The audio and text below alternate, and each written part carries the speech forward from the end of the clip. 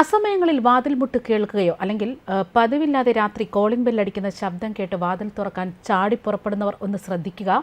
വാതിൽ തുറക്കുന്നത് നോക്കി നിങ്ങളെ കാത്തിരിക്കുന്നത് വലിയൊരു അപകടമായിരിക്കും.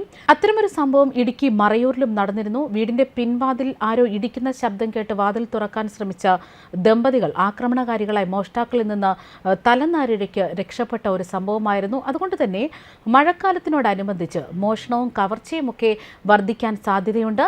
ഇത് തടയുന്നതിന് ജനങ്ങൾ ശ്രദ്ധ പുലർത്തണമെന്നാണ് ഇപ്പോൾ കോട്ടയം ജില്ലാ പോലീസ് മുന്നറിയിപ്പ് നൽകുന്നത്.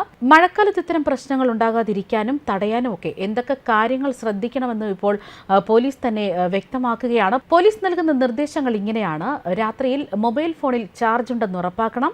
ഫോൺ സ്വിച്ച് ഓഫ് ചെയ്യാതിരിക്കുക. അത്യാവശ്യ സന്ദർഭത്തിൽ ബന്ധപ്പെടുന്നതിനായി അയൽ വീടുകളിലെ ഫോൺ നമ്പർ സൂക്ഷിക്കേണ്ടതും കുഞ്ഞുങ്ങളുടെ കരച്ചിൽ അല്ലെങ്കിൽ പൈപ്പിൽ വെള്ളം തുറന്നുവിടുന്ന ശബ്ദം തുടങ്ങി അസ്വാഭാവികമായ ശബ്ദങ്ങൾ ശ്രദ്ധയിൽപ്പെട്ടാൽ ഉടൻ തന്നെ അയൽവാസികളെ അറിയിക്കേണ്ടതും. രാത്രിയിലാണെങ്കിൽ വീടിന് പുറത്തുള്ള ലൈറ്റുകൾ ഇടുന്നതിനും ശ്രദ്ധിക്കുക.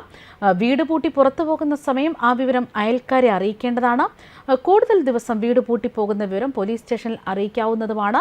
ഇതുകൂടാതെ കേരള പോലീസിന്റെ പോൾ ആപ്പിലെ ലോക്ക്ഡ് ഹൗസ് ഇൻഫർമേഷൻ എന്ന പോർട്ടലിൽ രജിസ്റ്റർ ചെയ്ത പോലീസിന്റെ നിരീക്ഷണം നിങ്ങളുടെ വീടിന് ഉറപ്പുവരുത്താവുന്നതാണ്. കൂടുതൽ ദിവസം വീട് പൂട്ടിപ്പോകുന്ന സാഹചര്യങ്ങളിൽ ദിനംപ്രതി ലഭിക്കുന്ന പത്രം, പാൽ, തപാൽ എന്നിവ നൽകേണ്ടതില്ലെന്ന് ഈ ബന്ധപ്പെട്ടവരെ അറിയിക്കുക.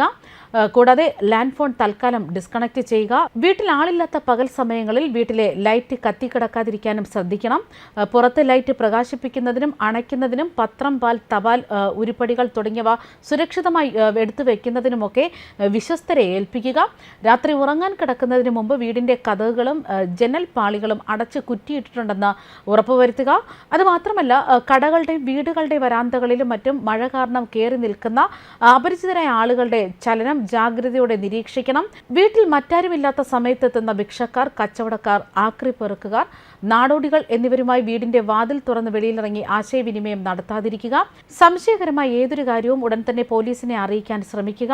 വീടിന്റെ മുൻവാതിലും അടുക്കള വാതിലും സ്റ്റെയർ കേസും റൂമിന്റെ വാതിലും ഇരുമ്പ് പട്ടകൾ പിടിപ്പിച്ച് സുരക്ഷിതമാക്കേണ്ടതാണ്. പകൽ സമയങ്ങളിൽ വീടിന്റെ മുൻവാതിലും അടുക്കള വാതിലും അടച്ചിടാൻ പ്രത്യേകം ശ്രദ്ധിക്കേണ്ടതാണ്. വീട് കുത്തി തുറക്കുന്നതിന് ഉപയോഗിക്കാവുന്ന കമ്പിപ്പാര, പിക്കാസ് മുതലായ ആയുധങ്ങൾ യാതൊരു കാരണവശാലും വീടിന് പുറത്ത് സൂക്ഷിക്കാതിരിക്കുക. CCTV ഘടിപ്പിച്ചിട്ടുള്ള വീടുകളിൽ നിന്ന് വീട്ടുകാർ പുറത്തേക്ക് പോകുന്ന സമയം CCTV പ്രവർത്തിക്കുന്നുണ്ടെന്ന് ഉറപ്പുവരുത്തുക. മാത്രമല്ല, ജനമൈത്രി ബീറ്റ് ഓഫീസറിന്റെ ഫോൺ നമ്പർ, പോലീസ് സ്റ്റേഷന്റെ നമ്പർ, പോലീസ് സ്റ്റേഷന്റെ എമർജൻസി നമ്പറൊക്കെ സൂക്ഷിച്ചു വെച്ച് അത്യാവശ്യ ഘട്ടങ്ങളിൽ ബന്ധപ്പെടുക. കാരണം ഇപ്പോൾ നാട്ടിൽ മഴയോടനുബന്ധിച്ച് കവർച്ചകൾ പെരുകുകയാണ്. അതുകൊണ്ട് തന്നെയാണ് പൊതുജനങ്ങൾക്കായിട്ട് പോലീസിന്റെ ഭാഗത്തു നിന്നും ഇത്തരം നിർദ്ദേശങ്ങളൊക്കെ തന്നെ നൽകിയിരിക്കുന്നത്. ന്യൂസ് ഡെസ്ക് കർമ്മ ന്യൂസ്.